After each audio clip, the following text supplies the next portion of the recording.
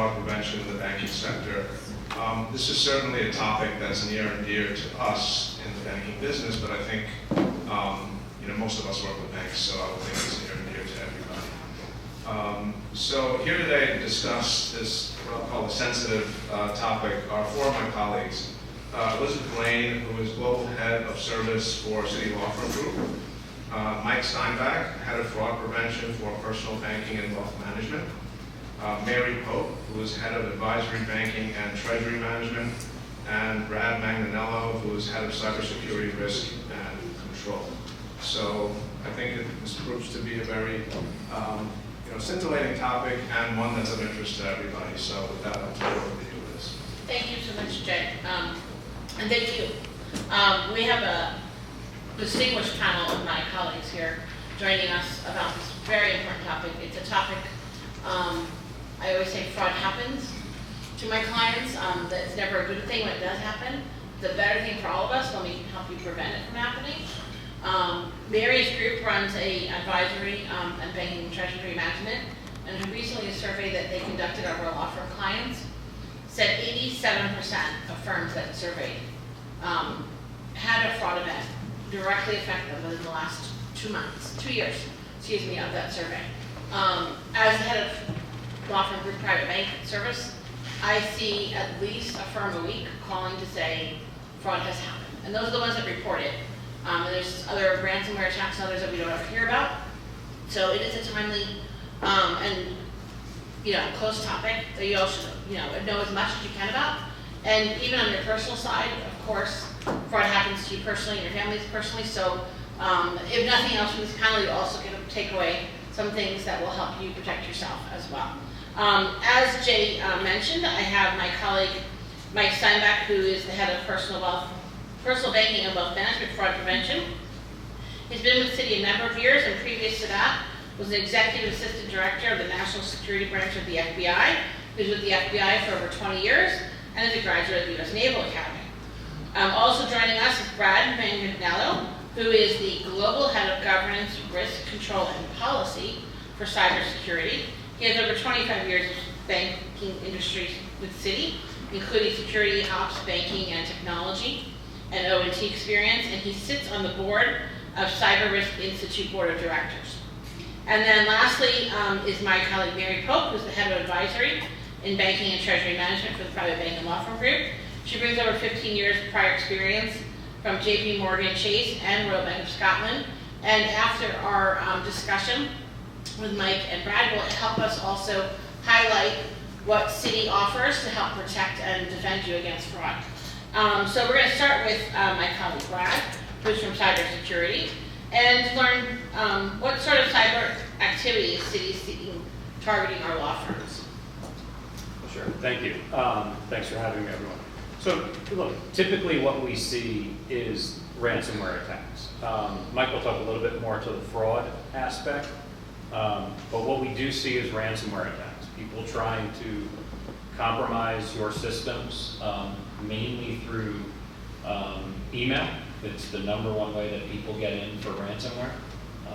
And once in, they're going to try and lock your data. They're going to try and take your data. And I think when you look at the nature of your business, everything is privileged. Certainly I know when I work with our legal representatives, it's because there's something significant happening. There's something serious and that we want to protect. That makes not only your information, but your client's information is then at risk if ransomware comes in. So typically what we're going to see is ransomware. And I think we'll get into some of the best practices around it, but that's the first and foremost thing that we see the law firms being targeted with. And I'm not sure that's not a surprise. I didn't need to come here to tell you that. If you read any newspaper, you're going to see an article a day on ransomware and the impact that it's having. Brad, so there was an interesting shift last year. After many years of the healthcare industry being the primary target for ransomware attacks, last year, law firms surpassed the healthcare industry as the primary target of ransomware attacks. Why do you think that shift happened? Again, it's the threat actors go after high-value targets. Again, with the amount of privilege that you have, whether it's personal identifiable information, intellectual property, restricted healthcare information, mergers and acquisitions. That is all very valuable to a threat actor. Again, because it can cascade. They get your data and they get multiple clients' data. They're not only going to hold you at ransom, they're going to hold each individual client at ransom. The other reason is threat actors have been very successful. Healthcare was in the crosshairs for a long time. The healthcare industry has invested heavily in cybersecurity. So the success against the healthcare companies is coming down. What we always say is we want to make it highly ineffective or cost. We want to increase the cost for our threat actors against the city. You want to increase the cost for threat actors to be successful against your law firm. The healthcare industry has caught on to that. They've had to invest heavily. But now you see the success going to manufacturing, and you see it going to the law firms. IBM has estimated that each ransomware attack costs about $5 million. That's what's being paid out. I think the FBI estimated that since 2016, overall ransomware has cost companies $46 billion. So threat actors are going to go where they can have success. They come after the major banks, but it costs a lot. That's why you don't see, knock on wood, that's why you don't see a lot about that in the news. They'll go after the regional banks. Still, it costs a lot. So they start targeting smaller and smaller companies who haven't invested as heavily in cyber. Law firms are a good example of that. Again, manufacturing is, and as we saw, healthcare was in the crosshairs for a long time, and they still are. And with law firms and healthcare, again, it's that sensitive data. And even municipalities, they don't want that information disclosed. So the threat actors are going to keep coming after those smaller targets with that sensitive data and try and hold you to ransom, which is exactly what they're doing. What sort of best practices can the business adopt to help protect themselves from malicious cyber activity and from business email attacks specifically? Yeah. So the best thing to do with you and your employees is awareness. Train them relentlessly. Make sure they're aware that people are trying to send them emails to get them to click on something they shouldn't, to give up information that they shouldn't. Train them on how to identify those emails. We go through phishing attacks or phishing training constantly, and we make them more and more sophisticated. If you fail one of those tests, we give you feedback right away, and we train you as to what you should have looked for. We give you training ahead of that as well. If you fail twice, you're going to go to a training class. If you fail a third time, you're going to lose your external email. We take it very seriously, but first and foremost, make them aware. A lot of it is pretty straightforward. You're not going to see the emails, we found funds for you in Nigeria, that stopped, a decade or more ago. But what you're going to see is somebody playing on your name. So the email address will be wrong. Instead of citi.com, it's city.com. We train our employees to look for that. Hover over that email address, identify it. Don't click on it unless you know who that sender is.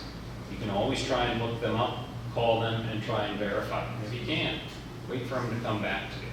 But awareness and training with your staff is first and foremost. Because you can, from a best practice standpoint, obviously you have to have a robust cyber program. And that means what we call defense in depth. Protect yourself from the endpoint, or from the internet, your network, your endpoints, all the way down to your application layer. You have controls throughout. They don't have to get in just once. But still, to get in, it's going to start on your network. It's going to start on the internet. And most likely that's going to come through an email. So train your staff, make them aware, constantly test them with phishing campaigns, and then start investing in your cyber program. Make sure you're patched up to date. I know that is a daunting task. Tomorrow's Tuesday, so it's Microsoft Tuesday. Hundreds of new vulnerabilities will be released by Microsoft tomorrow. We're going to have to work to patch them before they become exploitable. lots of products are like that. So patch, build your defenses, secure your data locally. That means at the application layer, you know, encrypt it in the database, encrypt it in files. Remind your employees not to share their credentials. Take the time to make your passwords minimally 11 characters. If you're not above 11 or at 11 or above, it really only takes a little bit of time to get through that. An 8-character password can be broken in a matter of hours. Once you start getting to 11, it starts taking a longer time. You go to 15, it's not going to really happen unless somebody shares their password. That one is key because, again, you want to make it so that the threat actor wastes time trying to get in, finds that to get into your network, it's going to cost them more and more money. At some point, there's a loss of return, so they're going to walk away and they're going to move on to the next soft target. But those are the big things. Again, awareness and training. Hammer the phishing training. That is the thing that keeps us up at night. As much as we block, as the millions of emails we block, still some are going to get through. Train your employees, enable them to report that, and then build your cyber capabilities, your cyber defense in depth. Those are the things you really need, and the patching. Great advice. So hopefully we've all locked down our passwords. We've catch every phishing attempt to come in. Unfortunately, though, we still see fraud happen. So, Mike, as the fraud head at one of the U.S. largest banks, what keeps you awake at night?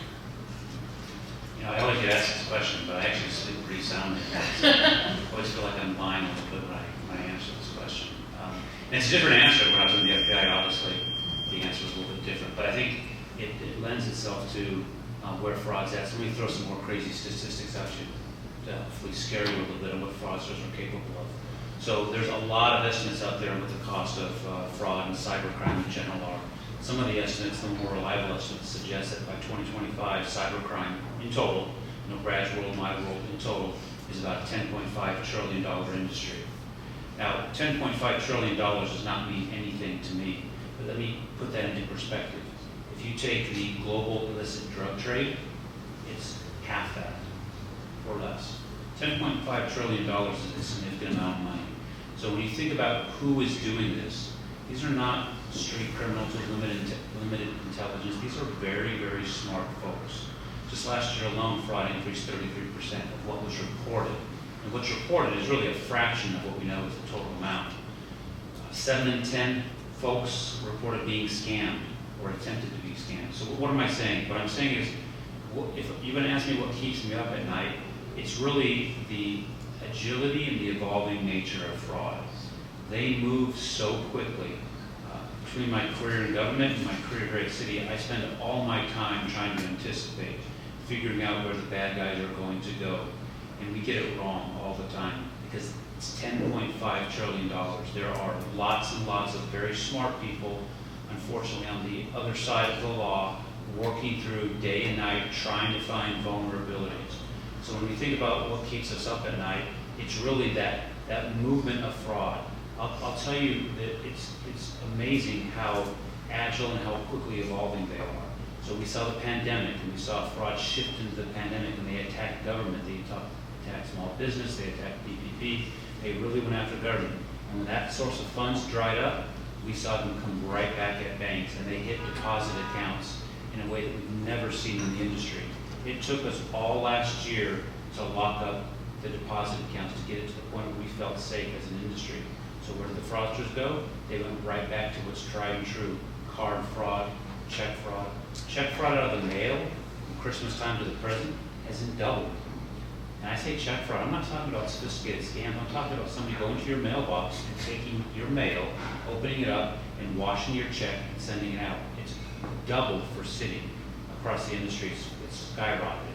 So what keeps me up at night is the evolving nature of the fraudsters. They continue to look for avenues both within government, within the private sector, and with you as a private corporation or as a citizen to attack you. And they're very, very good. So I would just say, if you walk away from anything today, what Brad and I said, is just recognizing how significant of a threat it is and the dollars that are there, and your firms have lots of money that, as Brad indicated, fraudsters go for the money. More money, more focus of attention. Yeah, and certainly in the 20 years I've been in the banking industry, huge shift of fraud events from attacking the bank side and trying to perpetrate the fraudulent wire through the bank. And we've seen a huge shift over the last 10 years especially to more and more attacks against our clients directly, particularly during this, what they call the business email compromise. So, and we're seeing, law firms fall for it and fall for it quite regularly and reach out to us to help to attempt to recover the funds. With business email compromise being one of the most financially damaging, they're really big paydays. We've seen, I saw one for about $3 million about 2 weeks ago. And it's one of the fastest growing crimes targeting businesses. How do criminals carry out the business email compromise, and what do the business do to protect itself? It's a good question. And a lot of it overlaps with what Brad said, but where fraudsters are going, and Citi, quite frankly, our public affairs folks hate when I use this phrase, but it's true. Fraudsters are targeting the weakest link. The weakest link is the customer, is the business. Banks have invested millions and millions of dollars to harden their shells to make it very difficult for fraudsters to get in. Now they still do. They still get in by the millions and billions. But what the fraudsters have figured out is that the weak link in this chain is the customer, is the business, because they are not focused. They believe that cybersecurity and fraud protection is the bank's business or somebody else's business. So the whole idea behind business email compromise is social engineering. And it's no different whether it's a business where we call it business email compromise, or on the consumer side for an individual where we call it just a scam. They target you through a number of ways to identify and get you to believe a narrative that perhaps your CFO or your managing partner or somebody who has signatory authority is contacting you for some reason, and what they're trying to do is get you to believe the narrative, and with that narrative, they're getting you to send money somewhere else. You normally pay bills, vendors, settlements, funds disbursement, whatever it is, there's a routine you follow. They're banking on the fact that they can catch you one day. They only have to catch you 1 in 100. They'll shoot out 100 and get one return. It's like fishing. They just pull in one. But when they pull in that unfortunate victim, they get that person to change the routine. So in other words, if there's a routine by which you pay or send money or transfer money, they've targeted that person to change the routine. They'll say something like, this is Mike from accounting. We're changing the process by which we pay this account. We have a new routing number. Can you please send it that way? Now, I hear all the time, you know what? I would never fall for that. Fraudsters are not the old Nigerian scams that Brad talked about. They are using spoofed emails. They are using phone numbers that come back to legitimate, but they're able to replicate, and now with AI, they're able to change the voice of and get you to do something out of the ordinary.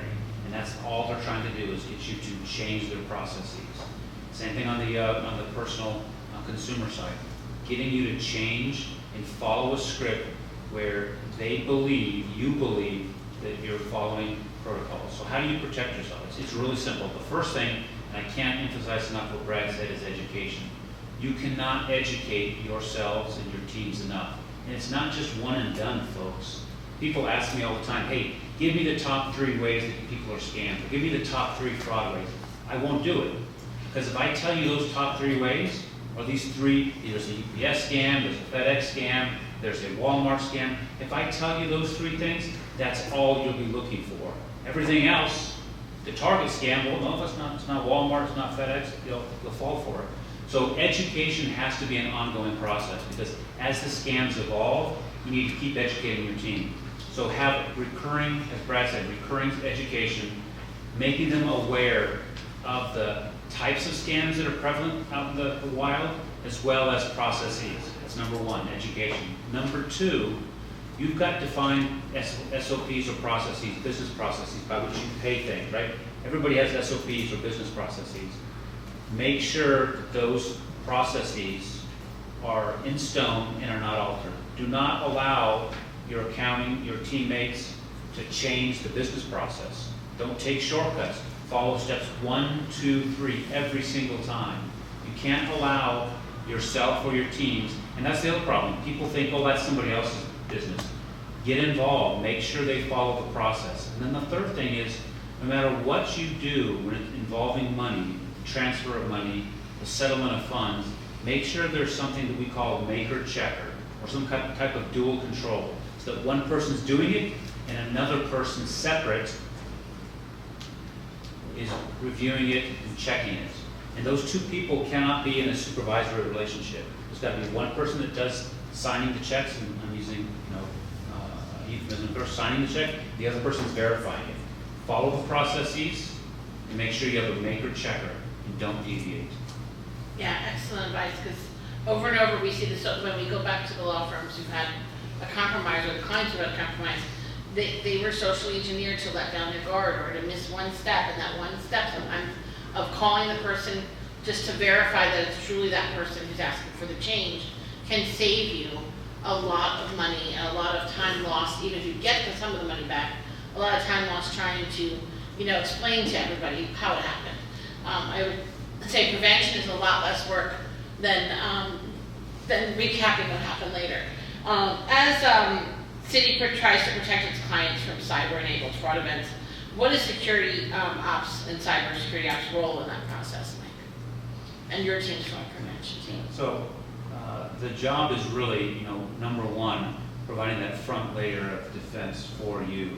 But again, going back to what I said, the weakest link, again, I tell folks, if you expect your bank to do it alone, you're just going to be a future victim. You have to look at, and what we try to push to our consumers is that it needs to be a partnership between the bank and the consumer. Because again, where the fraudsters are targeting, they're targeting you outside of the bank's ecosystem. So we try to build what I'll call a seamless, customer-friendly process to ensure that we safeguard your money, but we need you to do it with us. Again, I'll repeat this, that I think there's a lot of folks out there that feel that only less intelligent, non-educated people get hit with fraud or with scams. That is absolutely not the case. I can tell you, I receive every escalation that goes to our CEO, and I've had to call CEOs of multinational corporations. I've had to call very, very smart people, because very, very smart people are busy. And when things get going, they're trying to do 2 or 3 things at once, guess what? They click on something, they send something, and when it's sent or it's clicked on, it's likely too late.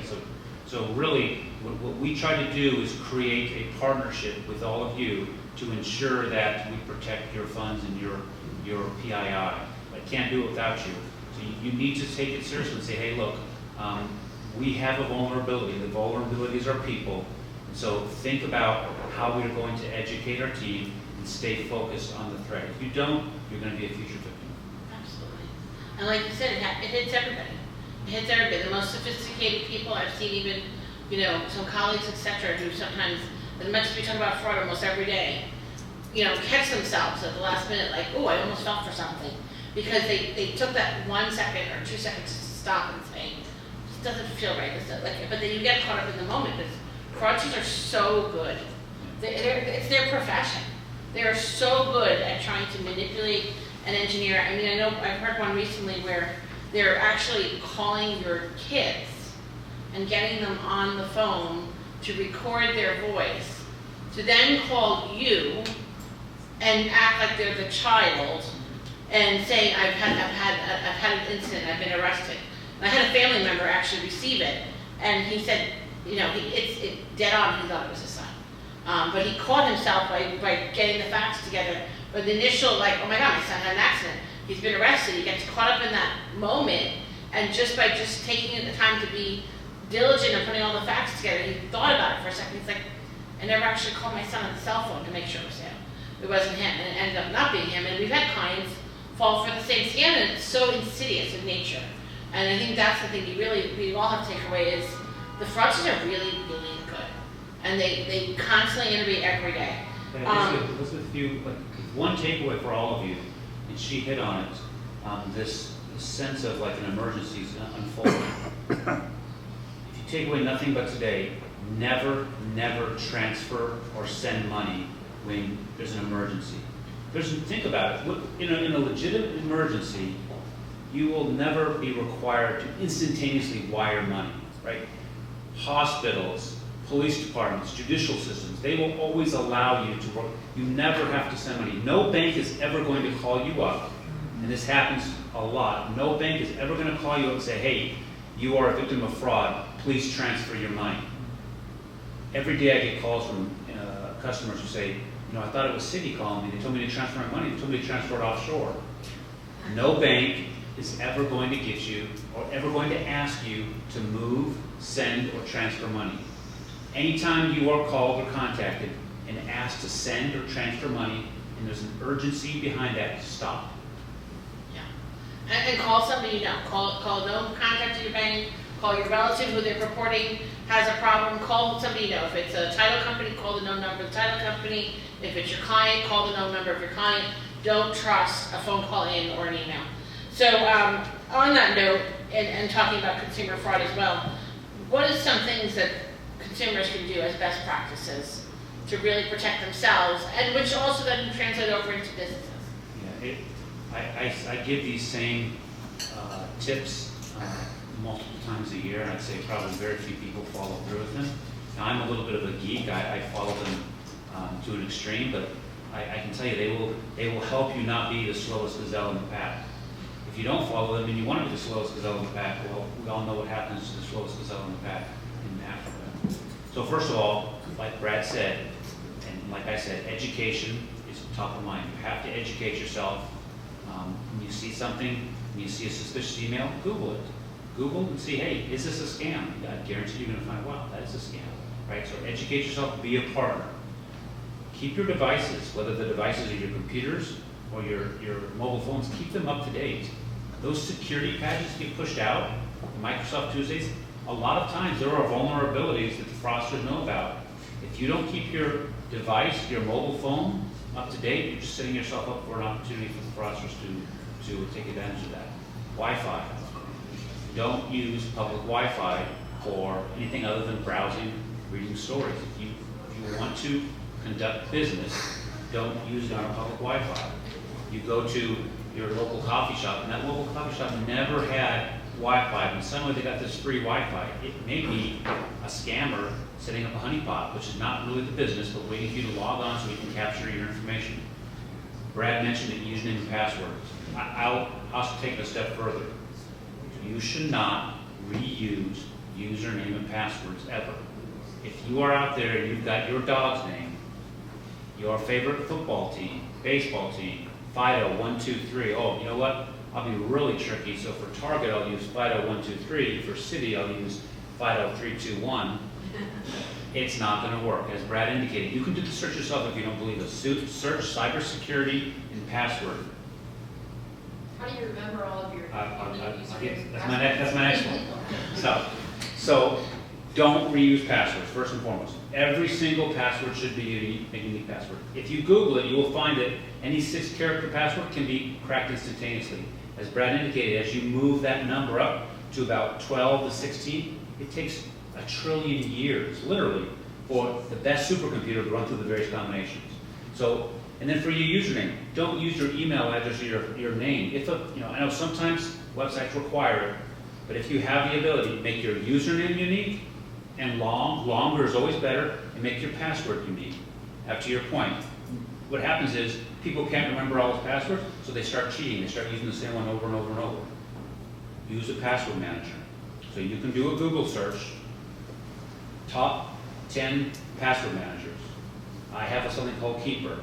What it does, it stores in an encrypted way all of your username and passwords, allows for you to create strong, long username and password combinations.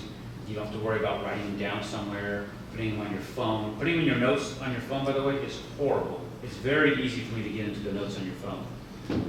Password manager is great. You can get a family plan so that your spouse or your significant other has it. But password managers will help you manage those.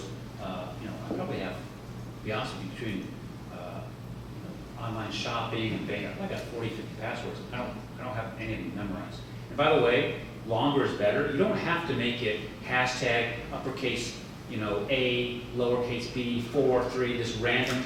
That doesn't matter. You can make your long username a unique, quirky sentence. Strolling through Central Park during a full moon, 1, 2, 3. That string of sentences is very hard to defeat because it's longer. Longer is always better with passwords. They use a password manager. Lastly, I'll say 2 other things. Multi-factor authentication. Use multi-factor authentication. If your bank offers you a 2-factor or the ability to add multi-factor authentication, you got to do it. Because password and username just aren't good enough because the fraudsters get in there. And then the other 2 pieces, set up alerts, whether through your company or individually. You should be alerting every time you have a transaction. There's a capability. Every bank offers it. When I use my credit card, I get a text alert. That lets you know exactly when somebody's using your card. You can set it up for ATM withdrawals. You can set it up for check deposits. You can set up alerts in your bank for a number of transactions. Set up those alerts and then look at your account activity periodically. Don't wait for your paper statement to come or your email statement to come, for God's sake. Because first of all, you're going to hit delete. You're not going to open it up, right? And that's what fraudsters rely on. Fraudsters rely on the fact that you're not tracking your Home Depot card, your American Express, your Citi card. And they're able to go for 30, 40, 50, 60 days before you find it. Every couple days, pull up online and just scroll through your transactions. Make sure you recognize them all. It takes literally about 40 seconds. I do it every morning. I have 3 banks. I have biometrics. I check really quickly. I go 1, 2, 3. Yep, I recognize those, and those. Done. So those are things you have to do. Now that sounds like a lot of work, but it's up to you on your personal side or your business side what your investments and your life savings are worth. But that's how good fraudsters are. You have to take control of your situation. Yeah, you have to be diligent, and you have to, like you said, the alerts is a great one because so many times we see they don't find it fast because they start small. The fraudsters sometimes, they go for the big hit sometimes, but other times they start really small and you have a chance to catch it before it totally disrupts more and more of your day of trying to then manage away from it. So lastly on our panel is Mary Pope from our Treasury Management Banking team, and hopefully she can share some ways that all this work we're telling you to do, some ways that Citibank can help you do it and monitor against fraud and prevent fraud from happening against your account. Thanks, Elizabeth. First, I just want to ask Mike, how do you feel about when you're asked if the iPhone can create the password for you? And it's very complicated and long, and then it saves it on the phone for you. Yeah, I don't prefer that. It's better than writing it down and putting it in your back pocket. I prefer a cloud-based password management because then you can access it and it's not stored on the device. So I prefer something that's not on the phone specific. Most of the good password managers are cloud-based. They've got end-to-end encryption, so I prefer that. Okay. I'm just writing down all your tips, and I'm worried I might be the slowest gazelle, so I have some work to do tonight. But that being said, I head up our Treasury Management Advisory team, and what we do is really work with our clients to educate them on best practices and how to introduce efficiencies into their treasury management operations, so their payables and their receivables. And obviously a big part of that is fraud prevention and protection. So we meet with our clients on a regular basis and try to educate them on all the things we just heard about from Brad and Mike and how they can adopt these practices into their day-to-day operations so that they don't fall victim to fraud. So I'll just talk about a few of the things that we tell our clients to do. First and foremost, it's really important for firms to meet with their banking partners on a regular basis. So sit down, have a relationship review, understand what accounts you have open. You would be shocked at how often we meet with a client, we present them their account structure, and they will identify a handful of accounts that they believe they had closed or that they'd simply forgotten about. And then, if you're working with multiple banking partners, this problem is just compounded. So on a regular basis, sit down, review all the accounts you have open, and then find out what services and products you have attached to each account. So you might realize that you have an account that has incoming payments and outgoing payments, and you don't have any fraud protection services. So it's a really good exercise to go through of good practices to separate your outgoing payment account from your receivables account so that if there is fraud on that payment account, your incoming payments aren't affected. We offer a number of fraud prevention protection tools that every firm should be using on every account they have. This includes post-note checks. So if it's a receivable account, there shouldn't be any checks written against that account. So we have a service where if a check is presented against that account, we will not allow it to be cashed because we know that this is an account that doesn't allow checks. ACH debit blocks. So if someone is trying to fraudulently debit funds out of your account, we will block that. You can put through allowable IDs for those vendors that you know should be debiting, a phone service, a vendor. And those will be the only ones allowed. Everything else will be blocked. So simple things like this, and they really are simple, that should be utilized, and it would really be surprising to all of you to learn that when we go through these exercises and review these accounts, so many firms are left without this protection. And so I just can't emphasize enough how important it is to meet with your banking partner on a regular basis, review these accounts. And then another part of that is reviewing the entitlements on the account. So who's allowed to transact out of this account? And to Mike's point, do you have dual authority? Is there a maker checker setup? This really comes into play when you get that fraud attempt and it might appear to be someone senior in the company asking for an urgent payment to be sent, and you have to act quickly. If you don't have that maker checker, it's really easy to fall victim to that sort of fraud. So that's just a standard practice that we tell everyone to do. And then another thing is callbacks. So again, you might have a known customer email you with new payment instructions and telling you to send the payment to this new account. We always say call the known number on file, not the number in that email, because that will also be the fraudster's number. Call a known number to verify that that is the right account information. Oftentimes, more often than not, it's in a fraud attempt. Very rarely will you receive an email with new payment instructions without a phone call from that vendor, because everyone's aware of the fraud landscape. And then really most importantly, which both Brad and Mike touched upon, educate your teams. So, bring in your banking partner to help with the education process, but it has to be continuous and consistent because the fraud landscape is ever evolving, it's ever changing, and so we need to stay on top of it. It's not sufficient to just do it, once a year. Talk about this all the time. Protect yourself by educating your team. Really, those are the main ones. Another thing I'll touch on, when Elizabeth referenced that 87% of law firms have experienced fraud in the past 12 to 24 months, the vast majority of that fraud, or the most prevalent form of that fraud, I will say, is check fraud. So we educate our clients on moving away from those paper-based checks to electronic methods of payment.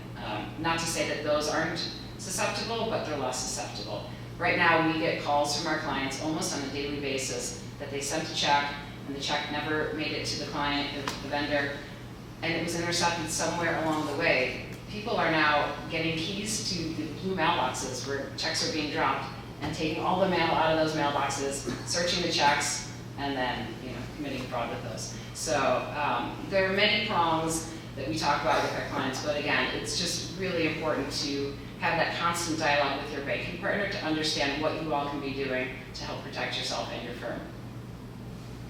Excellent advice. Any questions? Did we scare you all? I hope we did, because I think everyone needs a little bit of fear. And like Mary said, and Mike and Brad, talked about the ways that we see fraud and the things you need to protect yourself. We're happy, and I'm sure if you don't bank with us, as your bank would be happy to too. Come in, it's that regular, conversation. And we do those annual relationship reviews. I'm on a lot of them with Mary's peers.